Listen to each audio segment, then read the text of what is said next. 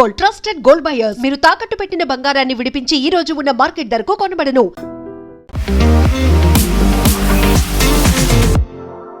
నమస్తే, నేను Kavitha. Welcome to I dream news and నిజాలు. ఇప్పుడు మనం ఒక నిజ జీవితంలో జరిగినటువంటి సంఘటన గురించి మాట్లాడుకోబోతున్నాము. క్రిస్టియన్ ఆర్మీ ఆఫీసర్ తను గురుద్వారా కానీ టెంపుల్కి కానీ వెళ్ళి ప్రార్థనలో పాల్గొనడానికి ఇంట్రెస్ట్ చూపించలేదు. ఈ నేపథ్యంలో మిలిటరీ అతన్ని అధికారాల నుంచి తొలగించింది. ఆ అధికారి ముందు హైకోర్టుకి, ఆ తర్వాత సుప్రీంకోర్టుని అప్రోచ్ అయ్యారు. సో తొలగించడం సక్రమమే, సబబే అంటూ సుప్రీంకోర్టు తీర్పుని ఇచ్చింది. మనది సెక్యులర్ కంట్రీ, అన్ని మతాలను సమానంగా భావించాలి. ఆ అధికారి కూడా హిందూ ప్రార్థనాలయం లేకుంటే గురుద్వారాల్లో ప్రార్థనల్లో పాల్గొనాల్సిందే అనేటువంటి ఆ తీర్పు. యాక్చువల్గా సెక్యులర్ అంటే అర్థం ఇదేనా? తనకంటూ ఒక భావ ప్రకటన స్వేచ్ఛ ఉంటుంది, అందులోనూ తన మతాన్ని తను గౌరవించుకునేటువంటి స్వేచ్ఛ కూడా ఉంటుంది కదా. అలాంటప్పుడు ఉద్యోగం నుంచి ఎందుకు తొలగించారు అనేటువంటి వాదన కూడా వినిపిస్తోంది. దీని గురించి మాట్లాడుకుందాం. మనతో పాటుగా ఉన్నారు సీనియర్ జర్నలిస్ట్ సురేష్ కొచ్చతిల్ గారు. సార్ నమస్తే. సెక్యులర్ అంటే మనం అన్ని మతాలని సమానంగా భావించడం అనేది అనుకుంటూ ఉంటాం. బట్ ఆ పర్సన్, ఆ ఆర్మీ ఆఫీసర్కి కూడా తన మతాన్ని గౌరవించుకునేటువంటి ఒక స్వేచ్ఛ ఉంటుంది, అందులో భావ ప్రకటన స్వేచ్ఛ కూడా ఉంటుంది. బట్ ఆయన సర్వమత స్థలం ఏదైతే ఉందో, ప్రార్థనా స్థలం, అక్కడ అటెండ్ అవుతున్నాను, గుడి బయట వెయిట్ చేస్తున్నాను, నేను గుడి లోకల్కి మాత్రం నేను రావట్లేదు కదా, అది సబబైన వాదనే అనేది తన తరఫున వాదించినటువంటి అడ్వకేట్ చెప్తున్నారు. ఎందుకని సుప్రీంకోర్టు మాత్రం దాన్ని తప్పు పట్టింది? ఆర్మీ అనేది రిలీజన్ లేదండి. ఇప్పుడు రాహుల్ గాంధీ దాన్ని ట్రై చేశారు మొన్న, క్యాస్ట్ బేస్లో. ఆర్మీలో 10% మంది మొత్తం ఆర్మీని కంట్రోల్ చేస్తున్నా అని చెప్పేసి అది చాలా పెద్ద ఏం చెప్తారు దుమారు రేపింది అనమాట. రిజర్వేషన్ కూడా ఉండాలి. రిజర్వేషన్ కూడా ఉండాలి. ఎందుకంటే ఆర్మీలో అట్లాంటి ఏం లేదు. You're recruited purely on basis of your efficiency. అది స్టాఫ్ సెలక్షన్ బోర్డు ఉండొచ్చు, ఎన్డీఏ ఎగ్జామ్స్ ఉండొచ్చు, ఏదైనా సీడిఎస్ ఉండొచ్చు, ఎక్కడి నుంచైనా మీరు లోవర్ లెవెల్ జవాన్స్ అయితే ఇక్కడక్కడ రెగ్యులర్గా క్యాంప్స్ కండక్ట్ చేస్తారు వాళ్ళు. కానీ ఆర్మీకి ఒకసారి వచ్చిన తర్వాత మీరు ఏ రెజిమెంట్లో ఉంటారో, ఏ కంపెనీలో ఉంటారో, ఏ డివిజన్లో ఉంటారో డజంట్ మ్యాటర్. ఎస్పెషలీ మీరు ఒక ఆఫీసర్గా ఉన్నప్పుడు, మీ ట్రూప్స్ని లీడ్ చేస్తున్నప్పుడు మీ ట్రూప్స్ మీద ఉంటుంది. ఇప్పుడు మీరు మరాఠా లైట్ ఇన్ఫెంట్రీ ఉంటారండి, you might be a Bihari, but and then you might be a Muslim. కానీ మీరు ఆ మరాఠా లైట్ ఇన్ఫెంట్రీతో శివాజీ గారిది ఏదైనా ఆల పూజలు ఏమైనా ఉంటే డెఫినెట్గా అక్కడ వెళ్ళాల్సింది, because you are leading them. Secularism అనే కాన్సెప్టే మనం అర్థం చేసుకుంటలేరు. మన దేశంలో ఇది చాలా లూజ్గా వాడుకుంటారు, ఎస్పెషలీ పొలిటికల్ పార్టీస్.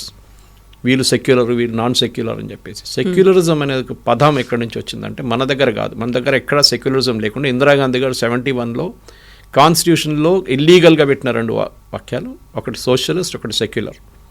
దీన్ని ఫస్ట్ వ్యతిరేకించిన మనిషి అంబేద్కర్ గారు. కాన్స్టిట్యూషన్ ఫామ్ చేసి he's told Nehru very clearly and told Patel గారు, మిగతా కాన్స్టిట్యూంట్ అసెంబ్లీకి చాలా క్లియర్గా చెప్పారు, we are not a secular nation. ఇక్కడ హిందువులు మెజారిటీగా ఉన్నారు, ముస్లిమ్స్ ఉన్నారు, అందరు ఉన్నారు. So we are not a secular nation, అట్లా ఉంచుకుందాం మనం అని చెప్పారు. కానీ అప్పుడు నెహ్రూ అంగీకరించుకున్నారు. He was reluctant but he had to agree to Ambedkar and others. Constituent assembly డిబేట్స్లో మీకు కనిపిస్తుంది అది. దాని తర్వాత 71లో మన అందరికి తెలిసింది, ఇందిరాగాంధీ ఎమర్జెన్సీ టైంలో, ఆ టైంలో ఆపోజిషన్ లీడర్ అందరు జైల్లో ఉన్నప్పుడు ఇల్లీగల్గా సెక్యులర్ అండ్ సోషలిస్ట్ అని 2 పదాలని ఆమె ప్రియాంబుల్ ఇన్స్టిట్యూట్. కాంగ్రెస్ రాహుల్ గాంధీ చెప్తుంటారు కాన్స్టిట్యూషన్ మార్చుతున్నారు. ఫస్ట్ 140, 150 మన దగ్గర ఇప్పటిదాకా అమెండ్మెంట్స్ జరిగింది కాన్స్టిట్యూషన్. దాంట్లో మెజారిటీ కాంగ్రెస్ హయాంలోనే జరిగింది. దాంట్లో అన్నిటికంటే పెద్ద was this one, secular socialist. ఈ we are not a socialist country. ఎక్కడ మనకి సోషలిజం సంబంధమే లేదు. సోషలిజం అని ఎక్కడ ఉంది ఇప్పుడు లోకంలో? ఎక్కడ లేదు. ఉన్న చైనాకు పోయింది, ఉన్న యుఎస్ఎస్ఆర్ పోయింది, అందరు పోయారు, Poland, Romania, nothing, nowhere socialism is there. ఒక వెనిజువేలా పక్కన పెడితే, లేకుంటే క్యూబా పక్కన పెడితే అక్కడ ఒకటే సోషలిజం, మిగతా ఎక్కడ సోషలిజం లేదు. సరే, సోషలిజం పక్కన పెడతాం. సెక్యులరిజం అని మీరు ఒక పదాన్ని చెప్పారు చూడండి. సెక్యులరిజం అనేది మొదలైంది యూకేలో, యునైటెడ్ కింగ్డమ్లో హౌస్ ఆఫ్ లార్డ్స్ అని ఉంది. వాళ్ళ దగ్గర house of Commons, house of lord అంటే మన Lok Sabha, Rajya Sabha. We also follow the same British system. ఈ హౌస్ ఆఫ్ లార్డ్స్లో బిషప్స్ని నామినేట్ చేస్తారు. మన దగ్గర కొంతమంది ఫిలిం ఫీల్డ్ నుంచి, కొంతమంది మ్యూజిక్ ఫీల్డ్ నుంచి, కొంతమంది ఆర్ట్స్ ఫీల్డ్ నుంచి వాళ్ళని నామినేట్ చేస్తారు. Social service. అప్పుడు విజేంద్ర ప్రసాద్ గారు మూవీ ఫీల్డ్ నుంచి ఆయన నామినేట్ చేస్తారు. దానికన్నా ముందు సురేష్ గోపి ఉండే. అట్లానే చాలామంది డాన్సర్స్ వీళ్ళందరూ నామినేట్ చేస్తారు. ఈ నామినేట్ చేసిన వాళ్ళు మన దగ్గర రిలీజన్ చూడకుండా నామినేట్ చేస్తారు. కానీ బ్రిటన్లో బిషప్స్ని నామినేట్ చేస్తారు. వాళ్ళు ప్రాటెస్టెంట్ బిషప్స్ని నామినేట్ చేసి వాళ్ళు వచ్చి హౌస్ ఆఫ్ లార్డ్స్ కూర్చుంటారు. వాళ్ళు అక్కడ వచ్చి ఎస్పెషలీ లేట్ 19th centuryలో వాళ్ళు చాలా ప్రాబ్లమ్స్ క్రియేట్ చేయడం మొదలుపెట్టారు గవర్నమెంట్కి. ఏ బిల్ తీసుకొచ్చినా దాన్ని వ్యతిరేకించడం, దాని మీద డిబేట్లు చేయడం, లేనిపోయిన దాని మీద వెళ్ళి ఒక్కొక్క కామెంట్ కొట్టడం మొదలు పెడితే లాస్ట్ అక్కడ ఉన్న గవర్నమెంట్కి చిరాకు వచ్చేసి వాళ్ళు లాస్ట్ అన్నారు, don't get into this. Government నడిపేది మా పని, మిమ్మల్ని నామినేట్ చేసాం, మీరు అక్కడ కూర్చోండి, చెప్పాల్సింది చెప్పేసేయండి. దాని తర్వాత చాలా మటుకు డిబేట్స్ జరిగిన తర్వాత గవర్నమెంట్, యూకే గవర్నమెంట్ ఒక చట్టం తీసుకొచ్చారు, బ్రిటిష్ గవర్నమెంట్. ఏంటంటే చర్చ్కి స్టేట్కి సంబంధం లేదు, మీ పని మీరు చేసుకోండి, చర్చ్ మా పని మేము చూసుకుంటాం, పొలిటిక్స్ మీరు రెండిట్లో కలవకూడదు ఎక్కడ అని చెప్పి. So they came to an agreement like that. వాళ్ళ పని వాళ్ళు చూసుకుంటే వీళ్ళ పని వాళ్ళు చూసుకుంటారు. That is secularism. దట్ చర్చ్కి స్టేట్కి కనెక్షన్ లేదు. మన దగ్గర ఎండోమెంట్స్ డిపార్ట్మెంట్ అని సెటప్ చేసి ఉంటారు ఇక్కడ గుళ్ళంతా. It's illegal. ఎందుకంటే మనకి వీఆర్ సెక్యులర్ స్టేట్ ఉన్నప్పుడు మీరు ఎండోమెంట్స్ డిపార్ట్మెంట్ ఎట్లా పెడతారు? Only for Hindus. ముస్లిమ్స్కి వకఫ్ బోర్డు అంట, కానీ వకఫ్ బోర్డు మీద గవర్నమెంట్కి ఎంత కంట్రోల్ ఉందండి? క్రిస్టియన్ ఇన్స్టిట్యూషన్స్ మీద ఏమైనా కంట్రోల్ ఉందా గవర్నమెంట్కి? ఏదైనా బాడీ ఉందా? ఏం లేదు. కానీ వాళ్ళకు కూడా ఫండ్స్ ఇస్తారు గవర్నమెంట్. ఇక్కడ ఎండోమెంట్స్ నుంచి ఉన్న టెంపుల్ నుంచి ఉన్న ఫండ్స్ గుంజుకుంటారు, హుండీల నుంచి, మిగతా ప్లేస్ నుంచి. సో ఎండోమెంట్స్ అనే కాన్సెప్ట్ ఇట్ సెల్ఫ్ ఇస్ తప్పు. ఎందుకంటే state should not get in to religion. వాళ్ళ పని కాదు అది. ట్రస్టో బోర్డో ఎవరో నడిపించుకుంటారు అది. కానీ దాంట్లో కూడా అవకతవకలు జరిగినాయి, కొన్ని కరప్షన్ అని చెప్పేసి వచ్చి టేక్ ఓవర్ చేస్తారు. కానీ పర్పెచ్యుటీగా పెట్టుకోకూడదు till the end of it. Anyway, coming back to this debate. ఈ కేసులో క్రిస్టియన్ ఒక ఆయన తమిళనాడు నుంచి, హీ వాజ్ అన్ ఆఫీసర్. ఆయన ఒక కమాండ్ చేస్తున్న Sikh brigade, Sikh light infantry. వాళ్ళ గురుద్వారా ఉంది. వాళ్ళకి ఎట్లా అంటే మన దగ్గర సండే ఒక గురుద్వారాకి వెళ్ళడం చాలా నార్మల్. మొన్న కూడా నేను ఈఎంఈ గురుద్వారాకి వెళ్ళాను. ఆ రోజు ది వాజ్ ఐ థింక్ గురు తెగ్ బహదూర్ అనుకుంటా, ఆయన గురు గోవింద్ సింగ్తో ఆ రోజు ఇది ఉండే యానివర్సరీ ఉండే. సో ఆ రోజు వెళ్ళాను. అక్కడ మీరు చూస్తే తెలిసిపోతుంది, చాలామంది నాన్ సిక్స్ చాలామంది వస్తున్నారు. హిందువులు అయితే వస్తారు, కానీ ఈవెన్ అదర్స్ వర్ కమింగ్. చాలా క్లియర్గా తెలిసిపోతుంది మనకి. ఎందుకంటే వాళ్ళు కమాండింగ్ ఆఫీసర్స్ లేకుంటే వాళ్ళు సీనియర్ ఆఫీసర్స్ ఉంటారు, వాళ్ళు వస్తారు, డెఫినెట్గా వస్తారు, వచ్చి మాథా టేక్ చేసి వెళ్ళిపోతారు వాళ్ళు. కానీ నేను చెయ్యను అని చెప్పి ఈయన బయట నిలబడుతున్నానంట. వీళ్ళ దాంట్లో దీక్షాంత్ పరేడ్ అని ఒక పరేడ్ ఉంటుంది ఆర్మీలో. అంటే మీరు పాసింగ్ అవుట్ లాగానే దీక్షాంత్ పరేడ్లో హిందూ ప్రీస్ట్, ముస్లిం మౌల్వీ, క్రిస్టియన్ పాస్టర్, ఇంకా సిక్ గురుద్వారా నుంచి ఒక సిక్ చత్తేదారు ఉంటారు. వీళ్ళు నలుగురు లైన్లో నిలబడి వాళ్ళ పుస్తకాలు చేతులు పట్టుకుంటారు. And every soldier who passes by దాని మీద సెల్యూట్ చేసి వీల్ టేక్ అ శపత్. ఇది నార్మల్ థింగ్. సో ఆర్మీలో ఈ 4 రిలీజన్స్ ఆర్ రిప్రజెంటెడ్. కొన్ని చోట్లలో సర్వధర్మస్థల్ అని సెటప్ చేశారు. అంటే అక్కడ ఏంటి, సర్వధర్మస్థల్లో ఒక మాస్క్ ఉంటుంది, ఒక చర్చ్ ఉంటుంది, ఒక టెంపుల్ ఉంటుంది, ఒక గురుద్వారా చిన్నగా కట్టుకుంటాం. మన దగ్గర ఈఎంఈలో ఉంది, ఏఓసీలో కూడా ఉంది ఇక్కడ సికింద్రాబాద్. మేము వెళ్తుంటాం అక్కడ కూడా. కానీ దట్ డజంట్ మీన్ దట్ మీ గురుద్వారా ఒకటే ఉన్న స్థలంలో మీరు వెళ్ళారని చెప్పి ఎక్కడ రాసి పెట్టలేదు. So this guy was disagreeing with that. So వీళ్ళేం చేశారంటే ఆర్మీ పాస్టర్ని పిలిపించారు. వాళ్ళ దగ్గర ఒఫీషియల్గా పాస్టర్లు ఉంటారు. నేను చెప్పాను కదా, దీక్షాంత్ పరేడ్లో అంతా పార్టిసిపేట్ చేస్తారు, ప్రేయర్స్ చెప్పడానికి వాళ్ళు వస్తారు. షిప్ లాంచ్ చేసినప్పుడు వీళ్ళందరూ వచ్చారు, 4 వచ్చి నేవీ షిప్ అంతా లాంచ్ చేస్తారు, they will be there for the prayers అని పిలిచి అడిగారు, మీ రిలీజన్లో ఎక్కడైనా ఇట్లా చెప్తున్నారా అంటే ఆయన చెప్పారు, nothing like that, you can always participate in anything. ఇప్పుడు మనం కూడా ఒక మస్జిద్కి వెళ్తాం, అప్పుడప్పుడు వెళ్తుంటాం, లేకుంటే గురుద్వారా అయితే చాలా కామన్. ఈవెన్ క్రిస్టియన్ మనం పెళ్లికి వెళ్తున్నప్పుడు, మిగతా కానీ సెరమోనియల్ సర్వీస్కి వెళ్తున్నప్పుడు, మెమోరియల్ సర్వీస్, చర్చ్ కూడా వెళ్తాం మనం. దిస్ నో, ఎవరిని ఆపరు. సరే, ముస్లిం మస్జిద్లో మహిళల్ని కొంచెం స్పేస్లో వాళ్ళని రానియరు, అది that is the part of their ruling. Just like ఇప్పుడు అంటారు శబరిమలలో ఉందంటే, Sabarimala is a different thing, దాన్ని దీన్ని కలపక్కర్లేదు. ఎనీవే, ఈ కేసులో అడిగి ఈయన ఫస్ట్ వాళ్ళు సీనియర్స్ పిలిపించారు, ఈజ్ ఓన్లీ లెఫ్టినెంట్ అని పిలిచి చెప్పారు, లెఫ్టినెంట్, సబ్ లెఫ్టినెంట్, ఇట్లా చేయకూడదు, you are not suppose to do this is army rule. ఎప్పటి నుంచో సంవత్సరాల నుంచి మన దగ్గర ఉన్నాయి. జేకబ్ అని చెప్పి we had general also, major general, lieutenant general, మన దగ్గర ముస్లిం జనరల్స్ ఉన్నారు చాలామంది మన దగ్గర. ఇట్లాంటి అన్ని ప్లేసెస్లో ఉన్నప్పుడు మీరు ఎందుకు ఇట్లా చేస్తున్నారు? And I will always go back to Sam Manekshaw, technically a Parsi, కానీ he was commanding a Gorkha brigade, Gorkha rifles. And ఆయనకి వాళ్ళ కంప్లీట్ కల్చర్ నేర్చుకున్నాడు ఆయన. He was with them, he to speak Nepali చాలా మటుకు ఫ్లూయెంట్గా. అట్లాంటి మనిషి కూడా మీరు ప్రాబ్లం లేకుండా ఆయన మొత్తం నడిపించినప్పుడు వీళ్ళకేంటి ప్రాబ్లం? ఇది ఆర్మీలో రిలీజన్ తీసుకురాకండి. ఇది రాహుల్ గాంధీ స్ట్రాటజీ. ఇది రిలీజన్ తీసుకొచ్చి ఆర్మీని కూడా డివైడ్ చేయడం అనేది, క్యాస్ట్ బేసిస్ కానీ ఏదని. ఇప్పుడు చాలామంది అంటారు క్యాస్ట్ ఆర్మీలో లేదా అంటారు, ఉంది. For example Rajputana rifles, Exactly. Bihar regiment, Madras regiment, Mahar regiment, వాళ్ళ వార్ క్రైస్ కూడా ఉంటుంది. భారత్ మాతాకి జై ఒకరు, జై గోర్ఖాలి అని చెప్పి గోర్ఖా రైఫిల్స్ది. అట్లాంటి చాలా ఉన్నాయి. ఛత్రపతి శివాజీ మహారాజ్కి జై మరాఠా, దుర్గామాత, అన్ని డిఫరెంట్ వార్ క్రైస్ ఉంటుంది. దానికి ఒక బ్యాటిల్కి వెళ్తున్నప్పుడు సిక్ లైట్ ఇన్ఫంట్రీది, సశ్రీయకాల్ వాళ్ళది ఉంటుంది, జై బోలో, అక్కడ they all have war క్రైస్, different war క్రైస్. ఇట్లాంటి పరిస్థితులు, ఇట్లాంటి ప్లేస్లో ఒక క్రిస్టియన్ ఆఫీసర్ వచ్చి నేను గురుద్వారా లోపల వెళ్ళానంటే వాట్ ఈస్ ఇట్ అండి? జో బోలే సోనిహాల్ సశ్రీయకాల్ వాళ్ళది ఒక క్రై ఉంది వాళ్ళది.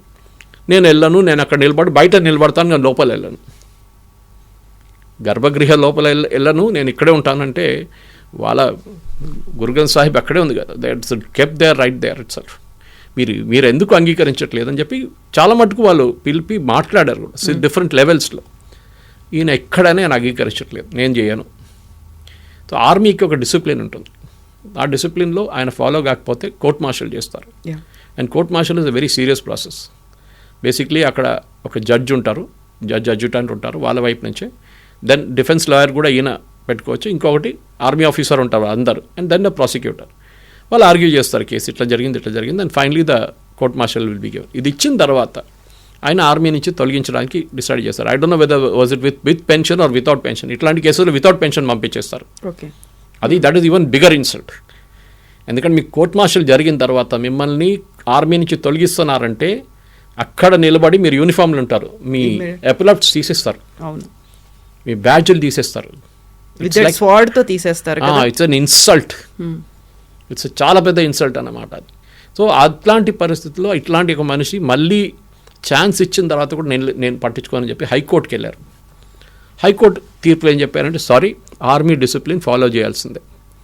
మేము ఆ రిలీజను, మేము ఈ రిలీజను, నేను ముస్లిమ్స్, నేను హిందూ టెంపుల్ లోపలను, వాళ్ళకి రిలీజన్ లేదు ఆర్మీలో. వాళ్ళు ఒక్కటే దేశం కోసం సేవ చేస్తారు అంతే. They are fight for the country, that's period. Rest all doesn't matter. ఎందుకంటే మీరు ఒక టీమ్గా ఫంక్షన్ చేస్తున్నారు, రోజు మీరు ఆ టీంతో ఉంటారు, వాళ్ళతో తింటారు, వాళ్ళతో వార్కి వెళ్తారు, వాళ్ళతో ట్రైనింగ్ చేస్తారు, అంతా వాళ్ళ ఫ్యామిలీ కలుసుకుంటారు, అందరూ they know each other very well. అట్లాంటి పరిస్థితులు ఎందుకు హైకోర్టు కూడా చెప్పారు సారీ. దెన్ ఈయన శంకర్ నారాయణ్, సీనియర్ అడ్వకేట్ శంకర్ నారాయణ్ పెట్టి సుప్రీంకోర్టుకి వెళ్ళారు. ఎందుకంటే ఆయనంతా this charge huge amounts of money. ఈయన ఒక ఆర్డినరీ ఆఫీసర్, ఈయనకి ఎక్కడి నుంచి అంత డబ్బులు తెలియట్లేదు నాకు ఇప్పుడు. Or was somebody backing him in this fight. Anyway సుప్రీంకోర్టుకి వెళ్తే సుప్రీంకోర్టుకు ఉన్న జస్టిస్ సెట్ Bagchi and justice, I think the new chief justice was there, justice Kant. Sorry, we will not agree with this.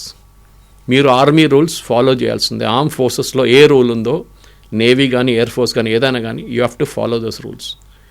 అప్పుడు ఆయన చెప్పారు ఆర్టికల్ 25 మాకు ప్రాక్టీస్ రిలీజియస్ ఫ్రీడమ్ ఉంది, ప్రాక్టీస్ అదంతా ఉంది, కరెక్ట్.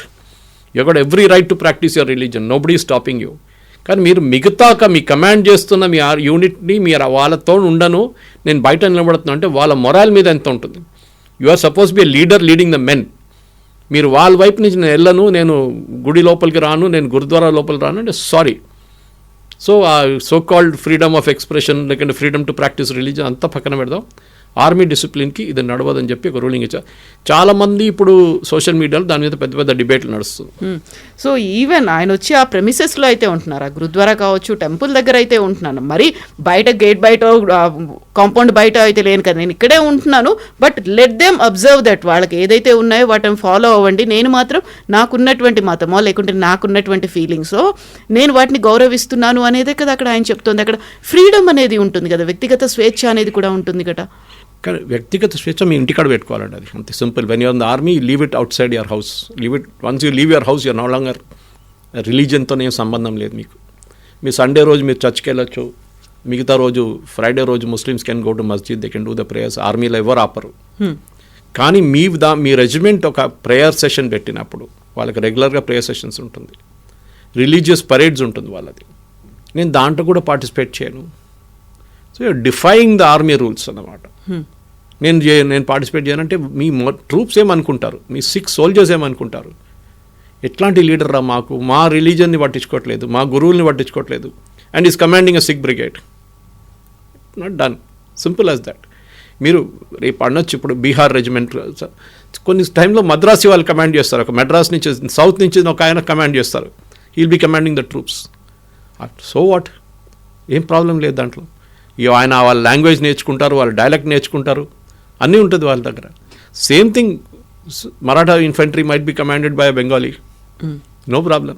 కానీ మీరు రిలీజన్ తీసుకురాకండి దాంట్లో. ఇన్ఫ్యాక్ట్ ఈయనని ఒక చండీగఢ్లో ఉన్న పాస్టర్ దగ్గర తీసుకెళ్లారు, ఆర్మీ కాకుండా మిగతా పాస్టర్ దగ్గర తీసుకెళ్ళి ఆయన అడిగారు ఆర్మీ వాళ్ళు, like a question answer session. ఈయన ఇట్లా అంటున్నారు, మీరేమంటారు అంటే హీ ఆల్సో సెడ్ సర్వధర్మస్థల్లో ఎక్కడో కానీ రిలీజియన్ అనేది మీరు తీసుకురాకండి. You have to be with your troops. వాళ్ళ లీడర్ మీరు, you have to lead them by example. ఇట్లాంటి పనులు చేసి నేను రిలీజియన్ తీసుకురావడం అనేది ఆర్మీలో చాలా dangerous. It's a good sign. చాలా మంచి పని చేశారు సుప్రీంకోర్టు కూడా, దట్ ఇక్కడే ఆ డిబేట్ బంద్ చేసేసారు వాళ్ళు. రాహుల్ గాంధీ తీసుకొచ్చిన ఆ కామెంట్లు అంతా అక్కడే ఆగిపోయింది. ఇప్పుడు Rahul Gandhi cannot also say, ఇప్పుడు రేపు ఒక స్టేట్మెంట్ ఇస్తారా? ఇన్ఫ్యాక్ట్ ఈ సోషల్ మీడియాలో నడుస్తున్న కొన్ని కామెంట్లు చూస్తే బాధ అనిపిస్తుంది మీకు. Today morning I was reading lot of comments on Malayalam websites, Malayalam social media హ్యాండిల్స్లో. విపరీతంగా తిడుతున్నారు సుప్రీంకోర్టుని. అది ఎట్లా అవుతుంది, మా రిలీజన్ చాలా ఇంపార్టెంట్. మీ రిలీజన్ మీ ఇంటికాడ పెట్టుకోండి, మీరు ప్రైవేట్ సెక్టర్లో పనిచేస్తే ప్రాబ్లం లేదు. But once you come to an armed forces, అది పోలీసు ఉండొచ్చు, ఎక్కడైనా ఉండొచ్చు. ఇప్పుడు హైదరాబాద్లో ఒక కాంట్రవర్సీ నడుస్తుంది. ఎగ్జాక్ట్లీ, నేను అదే అడగబోతున్నాను. అయ్యప్ప స్వాములు వాళ్ళు ఇప్పుడు గడ్డం పెంచుకుంటున్నారు, సరిగా దువ్వుకోవట్లేదు, మాల వేసుకుంటున్నారు, డ్రెస్ కోడ్ మార్చిపోతున్నారు, అండ్ షూ లేకుండా వస్తున్నారు. ఒకవేళ నిజంగానే అయ్యప్ప మాల వేసుకోవాలి అనుకుంటే యూ టేక్ లీవ్ అనే మాట చాలా క్లియర్గా చెప్పేశారు. దీనికి 2 పర్స్పెక్టివ్స్ ఉంటుంది. ఒకటి, గడ్డం పెంచుకోవడం అనేది ఎసెన్షియల్ రిలీజా కాదా అని చెప్పి సుప్రీంకోర్టులో ఎప్పటి నుంచో నడుస్తుంది. Essential religious practice. చాలామంది అంటారు మేము గడ్డం పెట్టుకోకూడదని చెప్తే సిక్ వాళ్ళు ఎట్లా గడ్డం పెట్టుకుంటున్నారు, వాళ్ళు టోపీ హెడ్ గేర్ ఎట్లా వేరేసుకున్నారు అనమాట, పగడి ఆ టర్బన్ ఎలా పెట్టుకుని వస్తుంది, వాళ్ళకెందుకు అలౌ చేస్తున్నారు, మాకెందుకు, వాళ్ళు కడా వేసుకుంటారు, ఓకే, వాళ్ళకి ఒకసారి కీర్పని పెట్టుకుంటారు, వాళ్ళు ఎట్లా అలౌ చేస్తున్నారంటే సుప్రీంకోర్టు కూడా వాళ్ళ చాలా జడ్జ్మెంట్ మన కాన్స్టిట్యూషన్లో కూడా చెప్పారు చాలా మటుకు. ఎసెన్షియల్ రిలీజియస్ ప్రాక్టీస్ 6కి 5 concepts are compulsory for them. వాళ్ళు వైలేట్ చేయలేరు అది. కానీ మీకు ఇది ఎసెన్షియల్ రిలీజియస్ ప్రాక్టీసా కాదా అని క్వశ్చన్ వస్తుంది. ఇన్ఫ్యాక్ట్ కవిత గారు మీరు సర్ప్రైజ్ అయిపోతారు. కేరళలో చాలామంది అక్కడ అయ్యప్ప దీక్ష చేసుకుంటున్న వాళ్ళు, నాకు తెలిసిన వాళ్ళు చాలామంది ఉన్నారు కేరళైట్స్. వాళ్ళు ఎప్పుడు ఇట్లాంటి చెప్పులు లేకుండా ఆఫీస్కి వెళ్ళడము అని చేయరు. బ్లాక్ ప్యాంట్ వేసుకుంటారు, బ్లాక్ షర్ట్ వేసుకుంటారు. That is a part of it. ఇక్కడ కూడా నేను ఒకసారి ట్రాఫిక్ రూల్ చేసినప్పుడు అయ్యప్ప దీక్షలో ఉన్న కొంతమంది కానిస్టేబుల్స్ని చూస్తుంటాను, ఒక బ్లాక్ షాల్ వేసుకుని ఉంటారు. కానీ మిగతా అంతా దేని నార్మల్ డ్రెస్ అనమాట. ఇక్కడ మనం చెప్పట్లేదు that you have to wear this dress అని ఇక్కడ చెప్పట్లేదు. సరే అది ఉందిలే, బికాజ్ ఐఎమ్ ఆల్సో మలయాళీ. నాకు అయ్యప్పది I was secretary of Ayyappa temple Bolarum, చాలా సంవత్సరాల నుంచి అక్కడ సెక్రటరీగా ఉన్నాను. ఉంది, రూల్స్ ఉన్నాయి. గడ్డం పెంచుకోకూడదు, షేవ్ చేయకూడదు, నాన్ వెజ్ తినకూడదు, అన్ని చాలా మటుకు ఈవెన్ ఇంట్లో నుంచి కూడా తినరు. ఎందుకంటే suppose the women are not of that particular, అప్పుడు ఆ డిస్పెన్సేషన్ లేవున్నప్పుడు మీరు బయట నుంచి భిక్ష చేసుకుంటారు, అక్కడ తింటారు. మీరు గుడికి వచ్చి అన్నప్రసాదం కానీ అన్నదానం తీసుకుంటారు. ఇదంతా కరెక్టే. కానీ మీరు ఒక యూనిఫామ్డ్ ఫోర్స్లో ఉన్నప్పుడు, బహుశా ఇక్కడ నేను బీజేపీ వాళ్ళతో కొంచెం డిఫర్ అవుతాను. ఓకే, మీరు యూనిఫామ్లో ఉన్నప్పుడు మీరు you to follow the rules of the game. మీరు ఒక పని చేయొచ్చు, నన్ను ఒక నెల కోసం 1.5 నన్ను కంట్రోల్ రూమ్లో పెట్టుకోండి, నేను అక్కడ ఆన్ డ్యూటీలో ఉంటాను, but I will work from the control room or any desk job. Okay, అది వేయొచ్చు మీరు. అట్ ద సేమ్ టైం నేను ఇక్కడ చూసాను హైదరాబాద్లో, and that is where the BJP argument is very strong. కొంతమంది ముస్లిం కానిస్టేబుల్స్ని వాళ్ళు గడ్డం పెంచడానికి అలౌ చేస్తున్నారు. You cannot do that. మీరు ఏదో ఒక రూల్ మీద స్టిక్ ఆన్ చేయండి. ఓకే, ఓవర్లీ చెప్పు లేకుండా రావడం, ఎస్ దట్ ఇస్ ఒక యూనిఫామ్ ఫోర్స్కి అది కాకపోవచ్చు. ఇప్పుడు పిల్లలు కూడా మీరు చూస్తుంటారు కొన్ని స్కూల్స్లో పిల్లల్ని అలౌ చేయాలని చెప్పారు. యూనిఫామ్, ఇప్పుడు హిజాబ్ ఇష్యూ వచ్చినప్పుడు అదే వచ్చింది. ఎసెన్షియల్ రిలీజియస్ ప్రాక్టీస్ కాదని సుప్రీంకోర్టు కూడా చెప్పారు హిజాబ్ ఇష్యూ. స్ప్లిట్ జడ్జ్మెంట్ వచ్చింది, దాని తర్వాత అక్కడ ఆగిపోయింది అది. కానీ కర్ణాటక హైకోర్టు జడ్జ్మెంట్ ఇప్పుడు కూడా ఇట్ స్టిల్ స్టాండ్స్. అండ్ కేరళలో ఒక ముస్లిం జడ్జ్ ఇచ్చిన ఆర్డర్ కూడా ఉంది, హిజాబ్ is not an essential religion practice. ఎక్కడ చెప్పట్లేదు. మీరు వేసుకోకపోతే you will not be a Muslim అని ఎక్కడ చెప్పట్లేదు ముస్లిం అమ్మాయిల దగ్గర. బట్ ఇప్పుడున్నది ఈ డిస్ప్యూట్లో ఈ పర్టికులర్ క్రిస్టియన్ ప్రీస్ట్ నుంచి మన హైదరాబాద్ పోలీస్కి వచ్చినప్పుడు సేమ్ పాయింట్ అప్లైస్. సుప్రీంకోర్టు చెప్పింది అదే పాయింట్ ఇక్కడ కూడా అప్లై అవుతుంది. Because you are a armed force. Police కానివ్వండి, పారామిలిటరీ ఫోర్స్, సిఆర్పిఎఫ్ కానివ్వండి, మిగతా ఎక్కడ వెళ్తే కానీ మీకు ఇది అలవాటు. మీరు అడుగుతారు అప్పుడు నేవీలో గడ్డం పెంచుకుంటారు కదా ఆఫీసర్లు అంటే, that is because that is the part of the culture. ఎందుకంటే when they are at sea వాళ్ళకి షేవ్ చేయడం అని చాలా కష్టం అక్కడ, especially if are in submarine. మీకు స్పేస్ ఉండదు అసలు. సో వాళ్ళని they allow them to wear the beard పెట్టుకుంటారు వాళ్ళకి. మిగతా వాళ్ళకి చాలా స్ట్రిక్ట్ రూల్స్ ఉన్నాయన్నమాట. సో ఎస్, శబరిమల దాంట్లో ఉన్న క్వశ్చన్ ఇప్పుడు వీళ్ళు కూడా అడగొచ్చు, కానీ వీళ్ళు సుప్రీంకోర్టుకి వెళ్తే సుప్రీంకోర్టు ఇదే రూలింగ్ చెప్తారు. బికాస్ ఆర్మ్డ్ ఫోర్స్ ఉన్నప్పుడు you are a part of a uniformed force, to be more precise, you have to follow the law. ఎవరైనా కానివ్వండి, any person can be there. You can be a general or you can be a jawan. You have to follow the rule. మీకు దాని నుంచి మీకు ఇంతకు వీళ్ళ దాంట్లో బడాఖానా అని చెప్పి ఒక కాన్సెప్ట్ ఉంటుంది, పెద్ద లంగర్ పెడతారు వీళ్ళు. అక్కడ కూడా దే హ్యావ్ ఆల్ రిలీజన్స్. ఒక ప్రేయర్ ఉంటుంది, అందరు వస్తారు, నలుగురు వచ్చి మళ్ళీ ప్రేయర్ చెప్తారు, ఒక్కొక్క సెంటెన్స్ చెప్పేసి వాళ్ళు వెళ్ళిపోతారు. ఈ ప్రాక్టీస్ ఆర్మీలో ఎప్పటి నుంచో ఉంది. బ్రిటిష్ వాళ్ళ టైం నుంచి కూడా they never interfered with our religious things. అలా దాన్ని పక్కన పెట్టేస్తారు, that is your part of the thing. But ఇది మిస్యూజ్ చేయడం అనేది definitely it is not allowed. ఒక అట్లాంటి యాటిట్యూడ్ ఉండకూడదు. నేను Christians, I won't go in to gurdwara. Sorry, మీరు కమాండ్ చేయకపోతే, మీరు ఆ ట్రూప్స్లో లేకపోతే యు ఆర్ ఆల్ రైట్. కానీ మీరు ఒకసారి కమాండ్ చేస్తున్నప్పుడు you are a part of the team, you are leading the team and you have to lead by example. అంటే మీరు ఫాలో చేయాల్సింది, దాంట్లో ఏ ఎక్స్క్యూజ్ లేదు. Yes, bold and interesting updates, developments చాలా ఉంటాయి ఇంకా. ఎందుకంటే ఇది మీరు ఇప్పుడు యూకే ఎగ్జాంపుల్ తీసుకోవచ్చు, యూఎస్ ఎగ్జాంపుల్. వాళ్ళకి చాప్లైన్ ఉంటారు ఆన్ బోర్డ్, ఎయిర్క్రాఫ్ట్ క్యారియర్ మీద చాప్లైన్స్ ఉంటారు వాళ్ళ దగ్గర. ఇప్పుడు వాళ్ళు ఈవెన్ ఇండియన్ చాప్లైన్స్ తీసుకొచ్చారు, ఇండియన్ ప్రీస్ట్ని తీసుకొచ్చారు దానిపైన. ఎందుకంటే చాలామంది ఇండియన్స్ మౌల్వీలు తీసుకొచ్చారు, ముస్లిమ్స్ ఉన్నారని చెప్పేసి. You can have your prayer, ఇక్కడ ఎవరు ఆపట్లేదు. కానీ మీరు ఒక లీడర్గా ఉన్నప్పుడు then you can't do all these things. That is the most important thing. నేను వెళ్ళను, నేను రాను. నేను ఎన్నో గుళ్ళు ఉన్నాయి మన ఈఎంఈ సికింద్రాబాద్ వైపు, మా దగ్గర 6 or 7 ఉన్నాయి. దాంట్లో ఒక గురువాయూరప్పన్ టెంపుల్ ఉంది అండ్ ఈఎంఈ గురుద్వారా ఉంది. And both look very similar, చూడడానికి ఒకటేలాగా ఉంది చూడడానికి. అది కాకుండా 3 other temples are there, 3 temples ఉన్నాయి. అక్కడ వస్తున్న చాలామంది జవాన్ యంగ్స్టర్స్ కూడా మాకు తెలిసిపోతుంది, they are not all Hindus, but వాళ్ళు అదే రిలీజియస్ ప్రాక్టీస్ ఫాలో చేస్తారు. అక్కడ వస్తారు, వాళ్ళు కూర్చుంటారు, పూజ చేస్తారు, వెళ్ళిపోతారు. And talking of jawans, not officers కూడా వస్తారు దాని తర్వాత. సో అట్లాంటి పరిస్థితుల్లో ఒక ఎక్సెప్షన్ ఇవ్వడం అనేది it's not possible. And supreme court తీసుకున్న చాలా మంచి నిర్ణయం. దీన్ని సోషల్ మీడియాలో నడుస్తున్న గొడవ దాన్ని పక్కన పెడదాం, ఎందుకంటే వాళ్ళు అక్కడ చాలామంది దాని మీద డిబేట్ చేస్తున్నారు. మా రిలీజియస్ ఏమైంది, మా ఫ్రీడమ్ ఏమైంది. You can keep your religion at home, simple as that. Yes sir, thank you so much. Thank you very much. Thank you. And for more videos, Please subscribe to iDream. Please subscribe to iDream. Please subscribe iDream. And please subscribe to iDream. For more videos, subscribe to iDream. please like, share and subscribe to the channel. Congratulations, iDream. Subscribe to iDream. Subscribe to iDream. So subscribe to iDream Media.